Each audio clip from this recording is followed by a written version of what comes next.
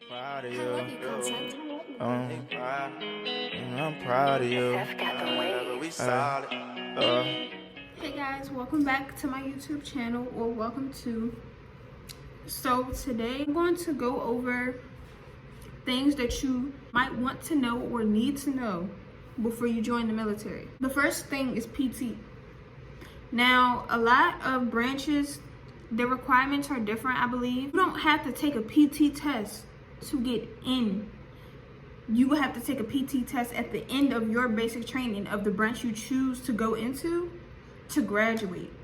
So when I went into basic training, Air Force basic training, it was people that couldn't do not one push-up and ended up graduating with me. I got a lot of questions about that, like specifically PT, and what I want to say is, like, don't stress yourself about it. You can fail the first two.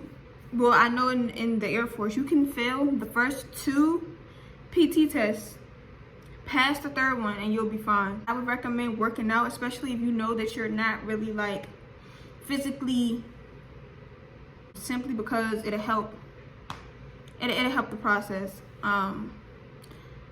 Especially if you're going to like the Marines, the Army, Navy.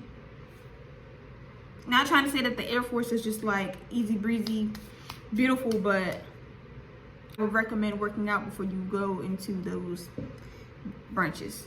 They're BMT. Also, another thing to add to PT, in the Air Force, we did not do pull-ups.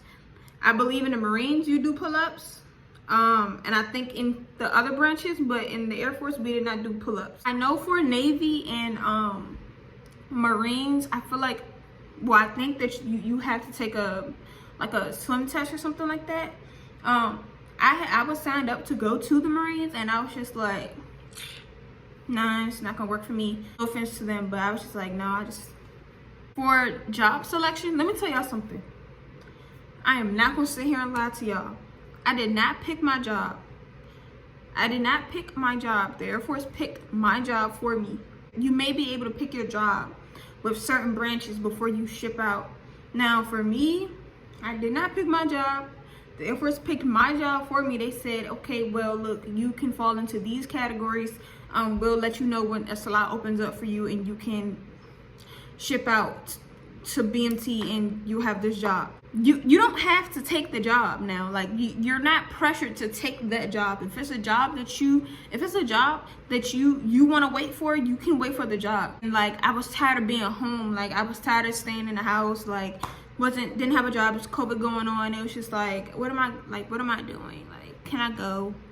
So then they was like, yeah, okay, so you have aircraft armament systems and you ship out this day. I'm like, bet. That sounds fun. You not have to take the job that they give you. You can definitely say, no, I don't want this job. I'll wait till another slot comes up and I'll take that job.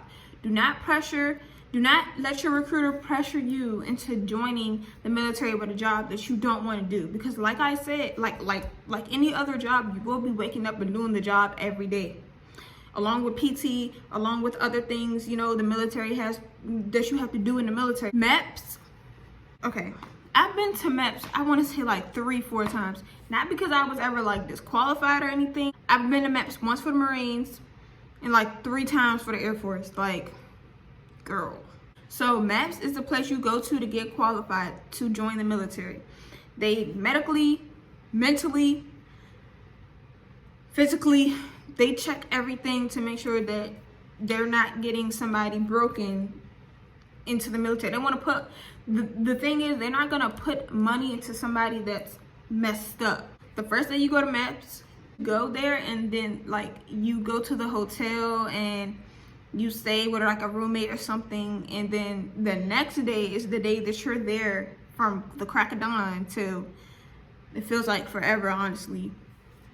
So when you get to MEPS, you wake up, you get there, you settle in, and then the next day, for me at least, you wake up, you go to, I went to Fort Meade, you go to like their MEPS location, the MEPS location closest to you, and they'll physically check you. So they'll look at all your scars, they'll make you do like a like a duck walk on the ground. Like, make sure your bones, like everything works functionally, like everything is functional on your body. They'll make sure that everything is in tip-top perfection. If you have any scratches, cuts right here, scrapes, anything that looks like you had surgery, they're gonna be like, okay, what's this?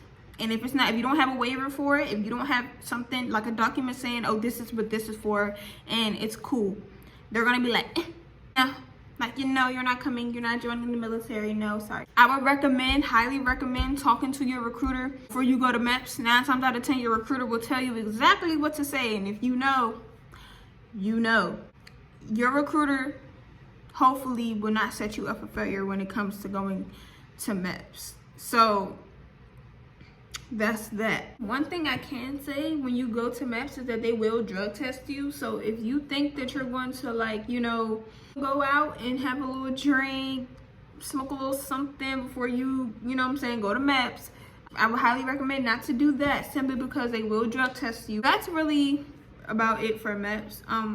One thing I can say is that if you plan on joining the military, I would recommend that you learn your branches, the one that you want to join, their chain of command, and their like creed or song or anything like that. So I know for the Air Force we have the Airman's Creed and our Air Force song. I wish I would have memorized that before I went in, because we did it every single day. We sung the song, sung that song every day, did the Airman's Creed every day, and we 9 times out of 10 you will get tested on your branch's chain of command, the ranks and chain of command. I would recommend learning your branch's ranks and learning their chain of command. Yeah, so I received a lot of questions about what my job was, and my job is aircraft armament system. Honestly, I can't really say too much about my job, but what I can say is that I'm a maintainer for jets. So basically it's like kind of like a mechanic, but for jets. But I'm not just a mechanic. Like, I make sure that the munitions that we load onto the jets, that they work properly. I make sure that the jet does what it's supposed to do when it's in the air. If that's your job, you're most likely going to either be ammo or you're going to be weapons. Weapons, basically, we deal with munitions. We load the munitions on the jet. We send the jet out and let the jet do what the jet's supposed to do during the time of war, I guess. Okay, so also a couple things I want to go over.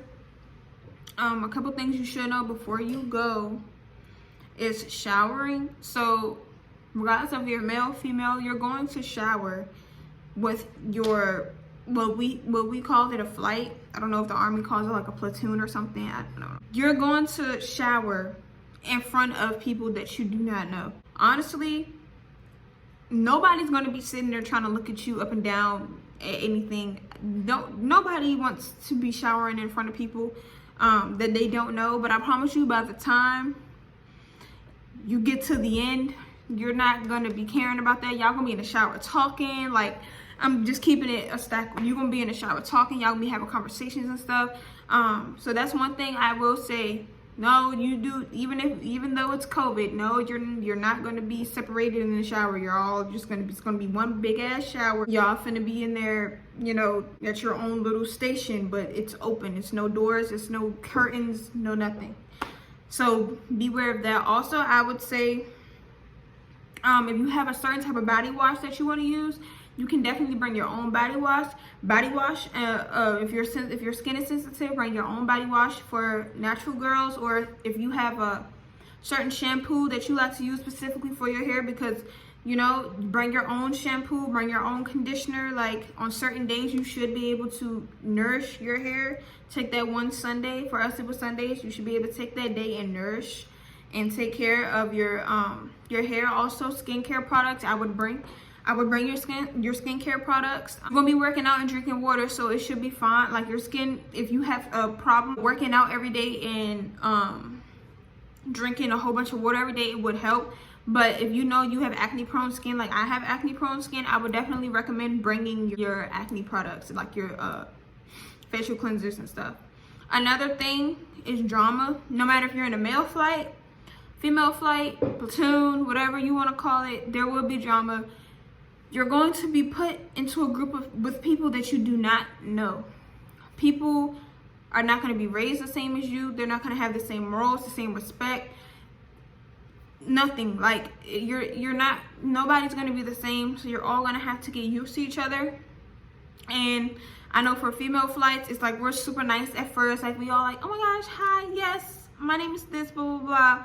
And then, like, in the middle, it's just like, I don't like you, like, do you want to fight? And towards the end, we're all just like we're all best friends and stuff. Heard from male flights, it's like nobody likes each other in the beginning. Like, everybody hates each other, and then in the end, they're like, oh yeah, you know what? You're not even that bad, bro. You're not that bad. That's you're gonna have drama. It's gonna be a little bit of tension. Honestly, one thing I can say though, in the military period, there was a lot of like assault and stuff like that. So you can never be one-on-one with an MTI or anything like that. You're always going to have to bring somebody with you. So for the Air Force, we always had a wingman go with us places. You never went nowhere by yourself. Always took somebody with you anywhere you went. So in BMC, for us, we barely could even talk to each other unless like it was meant for us to talk to each other. We had that free time, but you would not be able to talk to the opposite sex. Like, you would not be able to talk to the male flight. You would not be able to talk to the females. Like, it don't work like that. I think unless you're at Beast, when you're at Beast, you get to talk, but you're probably not even gonna want to at that point. It's like, we almost done. I'm ready to go home and see my boo back home. Like, or if you don't, then I'm ready to just get out of here. 9 times out of 10, you won't be able to talk to the opposite sex or the male. Cause for the Air Force, we had a brother flight. We never talked to them, blah, blah, blah, but we seen them all the time, you know, like, they was there, they was always there, but we didn't really talk to them like that. And also for my females, you will be able to bring makeup. They're gonna tell you don't bring makeup, but let me tell you something. You will take pictures in BMC, your Air Force picture. So I would recommend bringing makeup, bring your little eyebrow thing to shape your eyebrows up. You can bring that stuff. Don't let them tell you cannot bring it. They will give you time to get ready for your pictures. If you want to wear makeup, bring your makeup, lip gloss, mascara, eyebrow stuff, you know, bring your stuff. Don't let them tell you that you can't, because it was some girls, aka me, that was just sitting there looking like. So another question that I know I received was about re-enlistment. I signed a 6-year contract. Honestly, if you know that you're going to try to make the military a career, I would recommend, because you'll rank up fast. I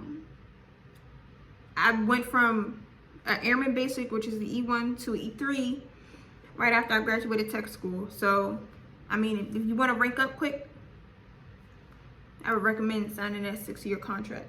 You don't know if you want to stay in the military, you don't know if you want to make it a career, you just want to see what it's hitting on, I would recommend signing your 4-year.